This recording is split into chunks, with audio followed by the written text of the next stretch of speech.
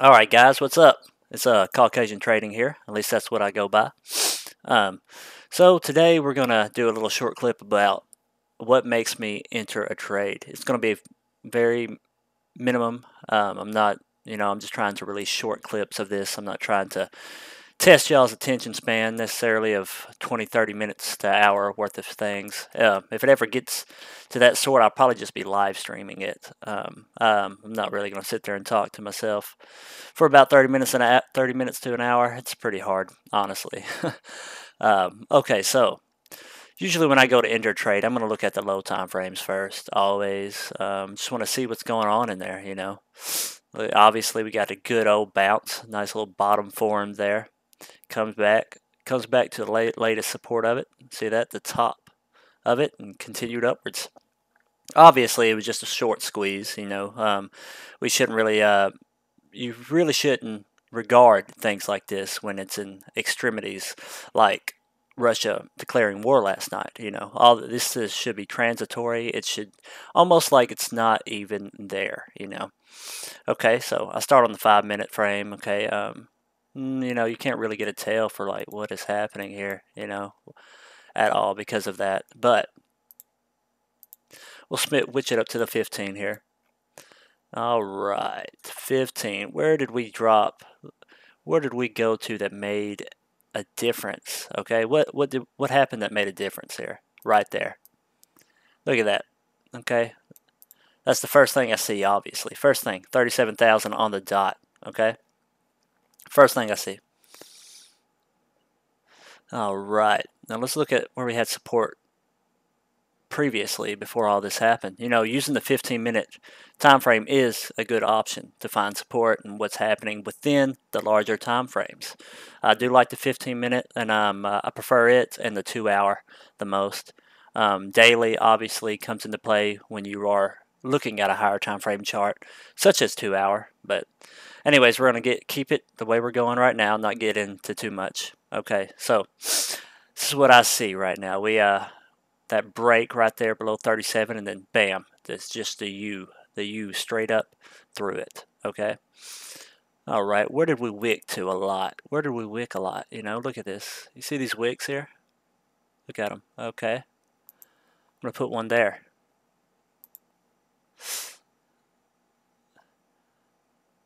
And the wicks around that area here. That's where the wicks, the candle body closes here, and then the wicks. Okay, so that's obvious. Look at what it is. I haven't used any indicators at all. I just refreshed this chart, new chart, and this is the exact area that we came up with earlier this morning. Look at that. Let's get a little better view there.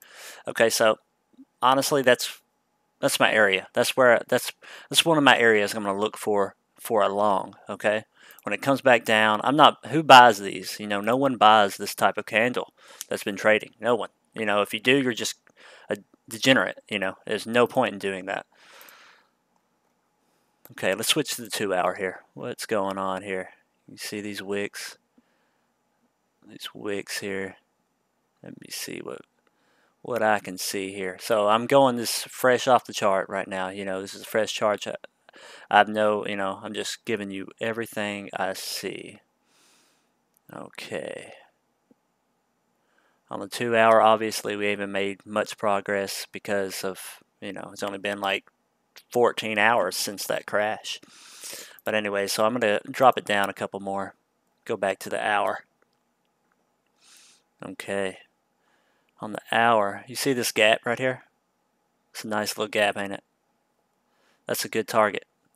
Alright, I'm going to switch it up and start using one of the indicators that I use. And we'll get into a lesson about how you should, use this indicator for trading the price, and how to follow trends with it later on. But anyways, this is called RSI, Relative Strength Index. Okay, look at this. See that wick up there? Look at this. Wicked it. Let me show you the trend here. See this U? See this V reversal there? That V reversal? This is resistance from the last place. Resistance of the last place. See how it couldn't close above 39K? This is the resistance trend of the RSI hitting right now. Where did we find support at? Look at this. Where did we find support? Look at this. That was resistance.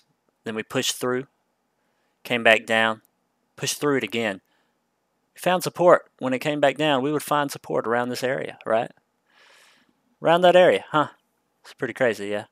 It's a very simple indicator, and people just underestimate it so much. Now, how do we figure out where support is based off this? Okay, let's look here. Look here. On our lines. It's on our lines. Right directly on the line. Closed out. Couldn't close above it. So basically the same. Right at our lines here. And that's why I got this little gap here. You see this little gap? We didn't quite get to as high as we were here. You see this? We didn't quite get there to the same level. Okay, we closed down here. And we're still at the same level. So it shouldn't mean support shouldn't be at the same level it was here when we closed that high up. We need to look farther down. Look to the gap. It makes perfect sense. Look at this. 39K was the top. 39K is where this candle closed right here. 39K. How much of a difference? This candle closed $700 slower? 650 around that area? All right, what's the difference here? $553 at the top here. It's a $500 difference. It just so happens to be the same amount there from here to there. So this is obviously where I would look to start bidding, man. This is where I would want to bid. First place I would have want to bid for a long. This is right here, okay? That is the first place. That's how I came up with the setup this morning before that insane push. The thing is, I had that level marked for a possible push to that level, but you can't predict things like that. That's why leverage is dangerous if you do not have enough money to gamble with like that. I know I show the 100x levs, all the time, but it took years for me to build up my portfolio to be able to do that. But anyways, it's just a short clip. I was just showing you how I came across that entry today and what I looked for. We will come back to this, start using the RSI indicator a little more. Like I said, I'm not going to make a long ass video. I'm not into that. But I will see y'all next time.